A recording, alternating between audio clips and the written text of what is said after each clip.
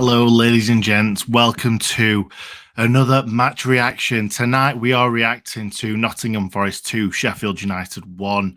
For the most part, I think we all thought that we were going to grind out that 1-1 draw after going behind so early on. We were so poor to concede a goal after 2 minutes of play, 3 minutes of play, if you like, because it was kind of after the second minute. But really, really poor defending. But as I've put in the title, it's a defeat, but it's a huge improvement because I think we're all a little bit worried going into this. Forest fans thinking that they are Brazil, from some of the comments on Roy's View from saying that if they unleash all these incredible attacking talents, they're going to steamroll us.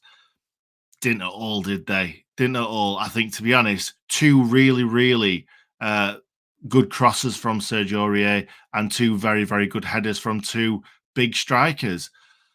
Their pace didn't affect us at all in this game, to be perfectly honest. I thought we handled them really, really well.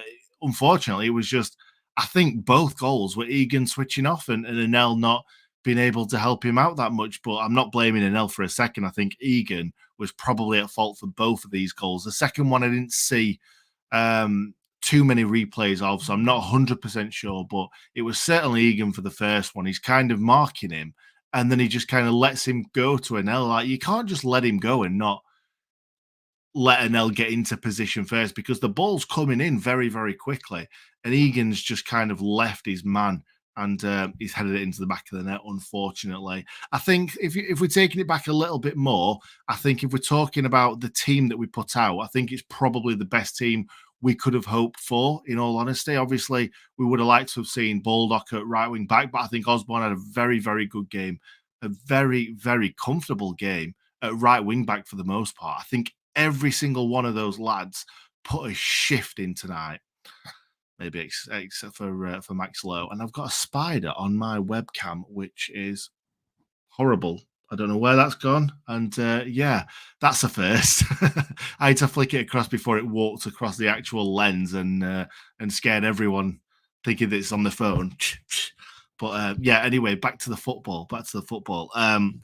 I thought this was going to be a rout after the first kind of few minutes because Forest were catching us on the break constantly, had most of the ball as well. I hate playing Forest with sort of those really, really quick wingers in Brennan Johnson and obviously Alanga later on in the game, Gibbs White running freely forward. I thought Gibbs White was pretty poor tonight, in all honesty. I thought Gibbs White was going to be well up for this game, and he probably was. And sometimes that is your downfall when you're up for a game so much. Sometimes you can be trying too hard, and I do think he was trying too hard. There was a lot of flicks and tricks, as the Tufty lads say, that didn't come off for him tonight. But yeah, he had a poor game, but I think we made him have a poor game as well because we defended from the front very, very well, constantly pressing them. They're back. I'm going to say two in McKenna and Worrell, I think it was, were very suspect. If we've got sort of two semi-dangerous attackers just kind of chasing them all game, which, to be fair, Asula and Benitraori did for the most part, they would have been absolutely bricking it because they did not look good together. They looked very, very shaky. And other Premier League attacks are going to have them on toast, to be perfectly honest.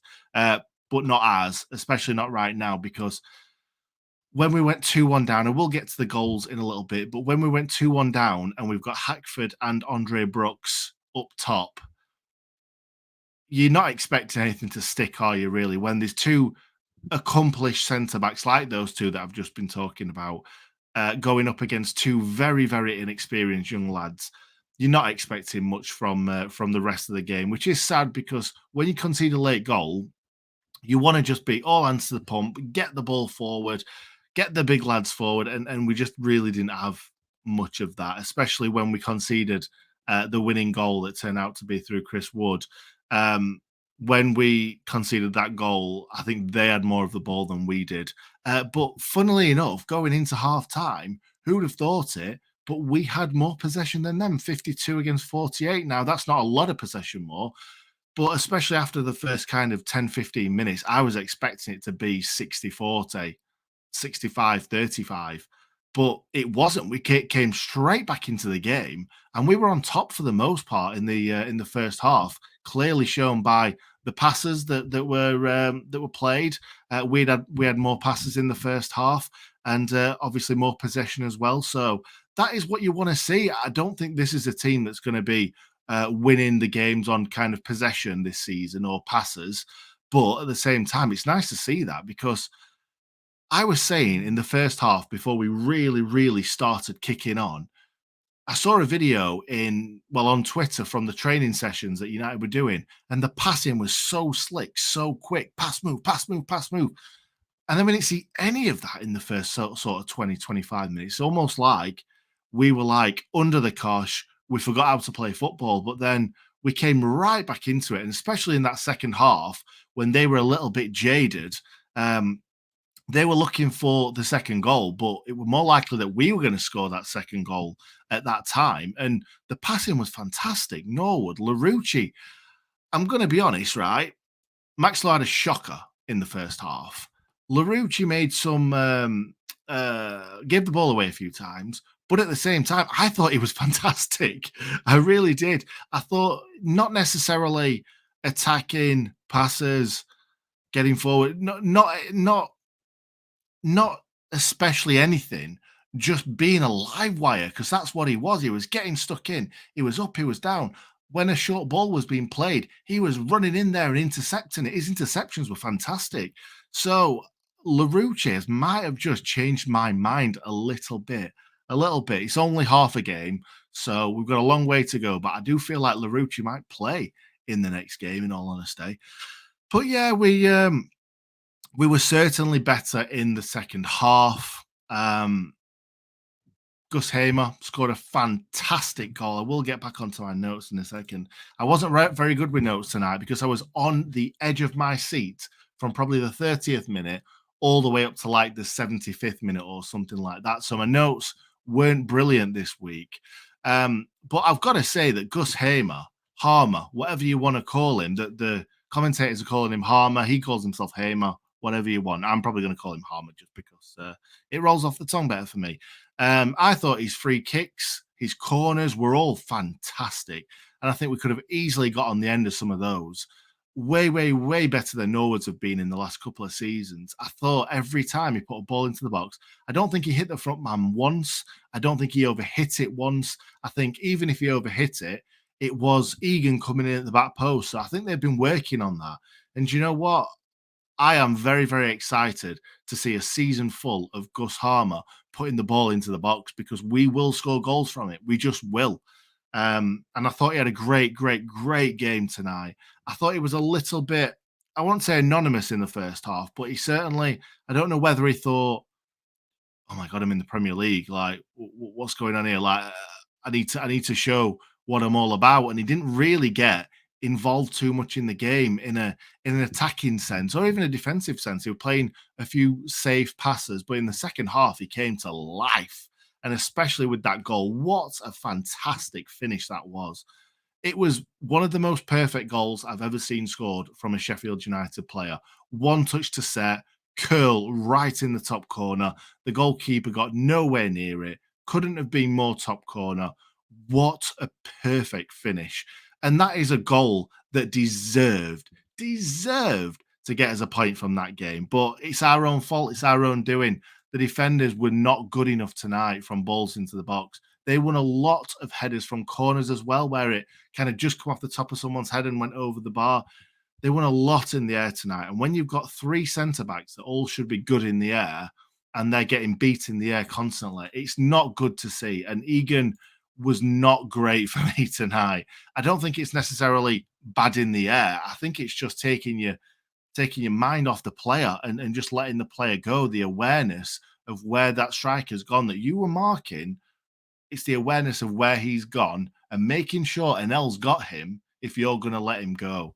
And that wasn't there for me with Egan tonight. A few people said that from the Palace game as well, but yeah, Egan obviously needs to get better at that. They'll watch the tapes and Egan will realise that He was not on it tonight, and it wasn't good enough. But in the first half as well, Souza had a shot, curled.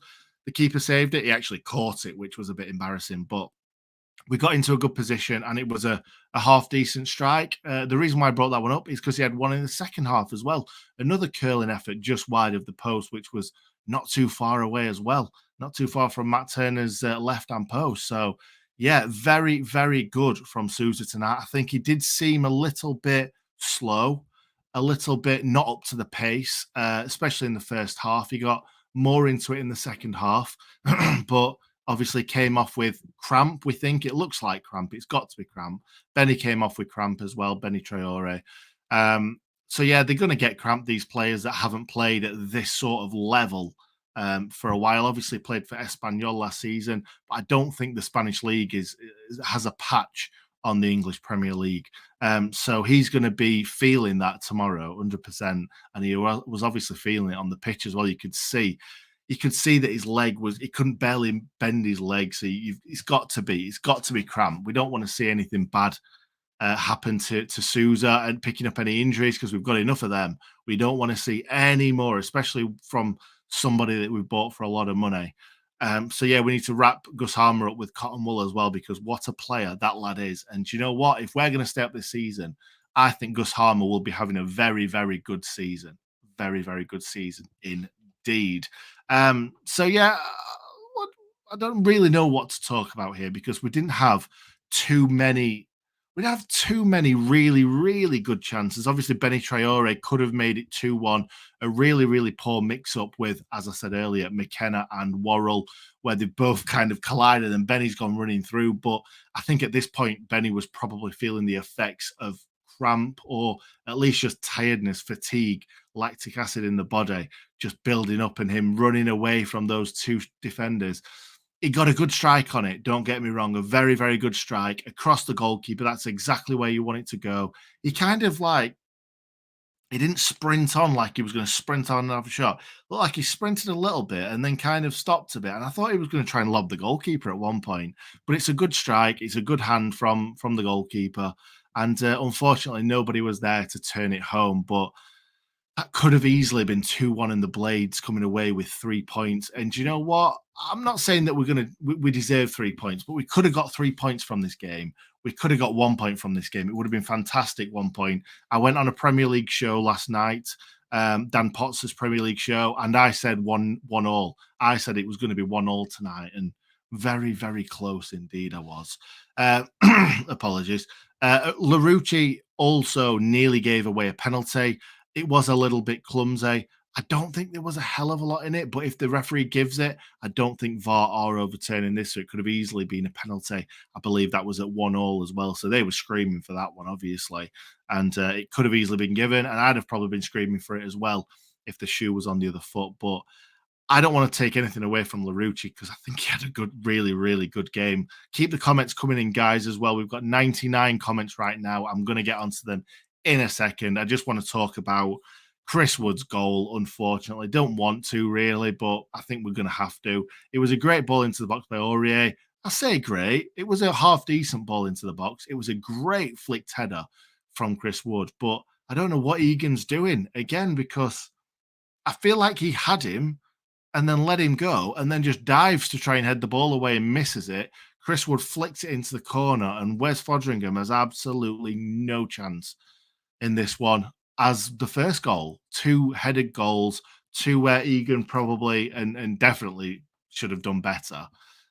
So they're going to have to look at the tapes. They really are, and see where they've gone wrong, how they can get better, because they were certainly better than the Palace game today. Every single player was better than the Palace game. So quite a little bit more hopeful for the rest of the season. I was going to say excited.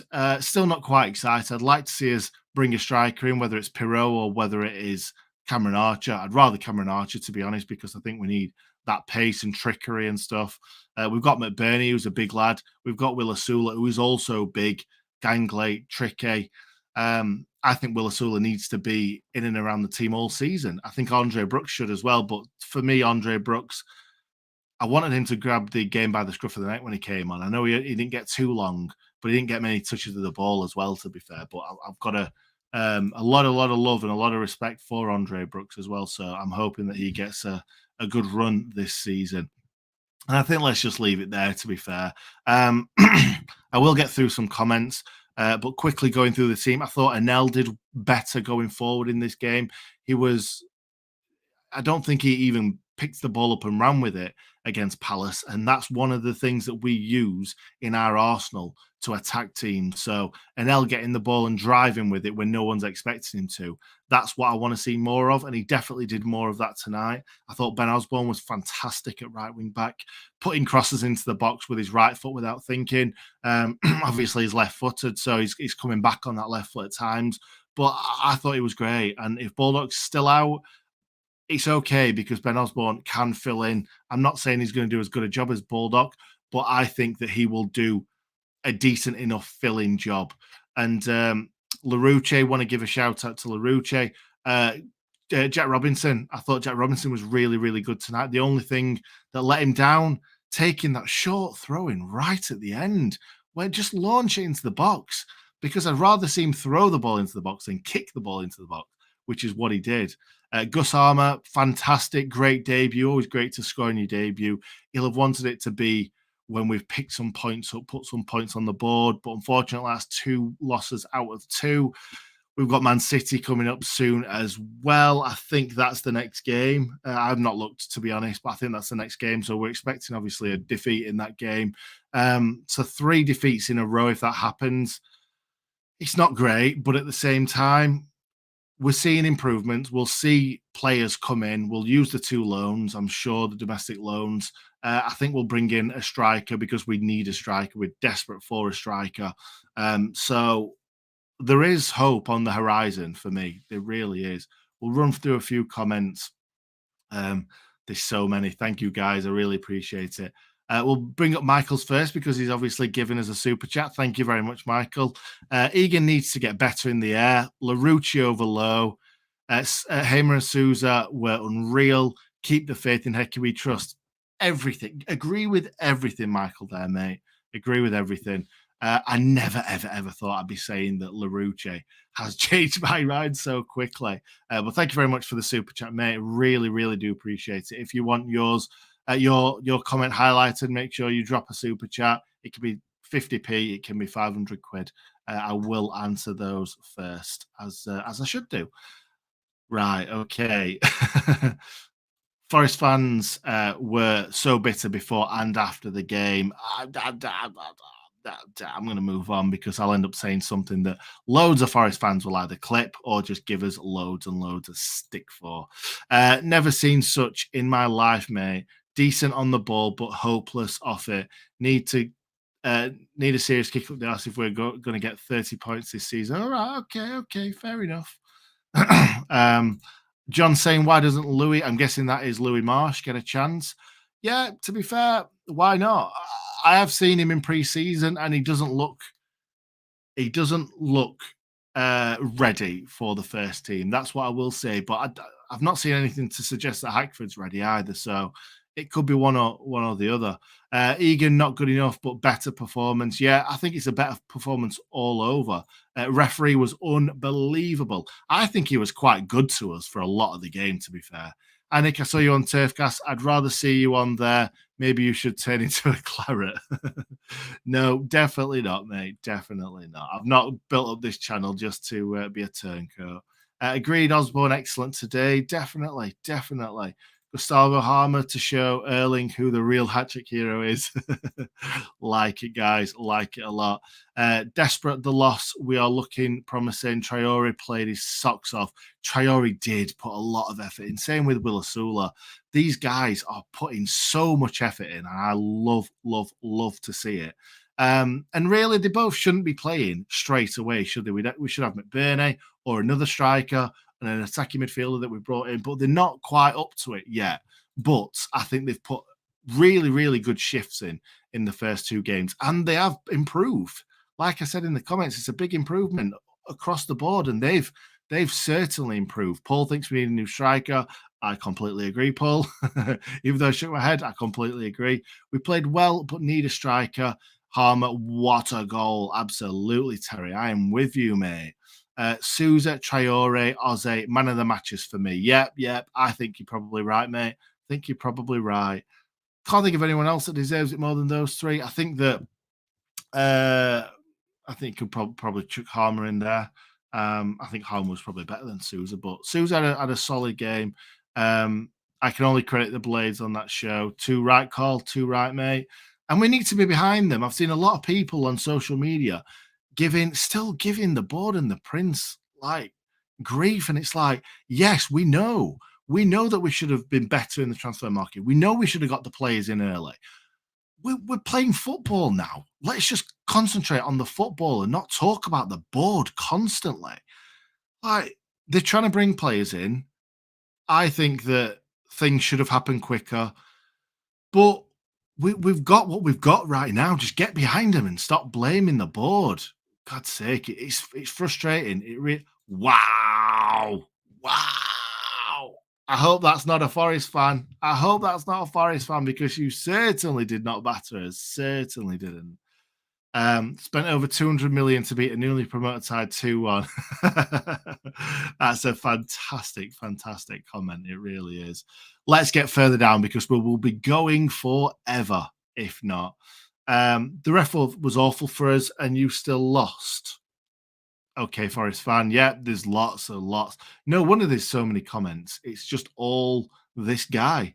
Yeah, let's move on. Morgan Gibbs White, what did he do all night? Not a magician in my report. No, I think you're right, Carl. He didn't have a great game. I still think he's a fantastic footballer. But I'm not I said that I weren't going to give him too much of the limelight, but I keep doing it because he keeps putting stupid comments up there. Trusty for Egan, because Robbo ain't getting dropped. Do you know what? I don't want to say it. I'll let you say it.